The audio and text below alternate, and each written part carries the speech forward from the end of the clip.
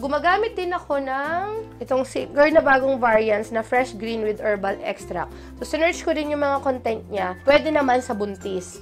So, okay din to. Mild lang din to. Actually, meron akong store na ino-orderan. It's a handmade soap. Ang name ng store ay Essentials by Arya. Pag lumalaki ng tiyan mo, kailangan mo lagi ng support. Importante sa atin na intact yung belly natin pag naglalakad, pag sumasakay tayo sa sasakyan. So, meron akong nilalagay na binder at mas pinipili ko yung mga parang leggings na stretchable para may support yung belly mo.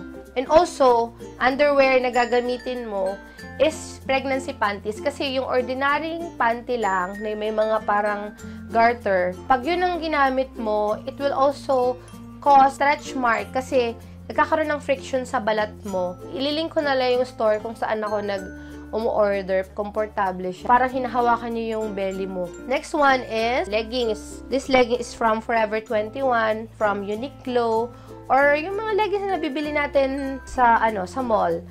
So, ito, very important to kasi yung mga ganitong leggings, mas komportable kang kumilos. So, dapat meron kang ilang pairs of leggings. Next one is pajama turno. Mas okay na pag natutulog ka, siyempre dapat komportable ka, hindi naiipit yung tiyan mo, nakakahinga yung balat mo. Mahirap na nga matulog pag buntis, lalo na pag yung suot mo, hindi ka pa komportable. So, kung hindi ka man komportable sa pajama turno, yung mga pantulog na dress. Pero ako kasi mas gusto ko to kasi mas less yung hangin or yung lamig na pumapasok sa katawan ko.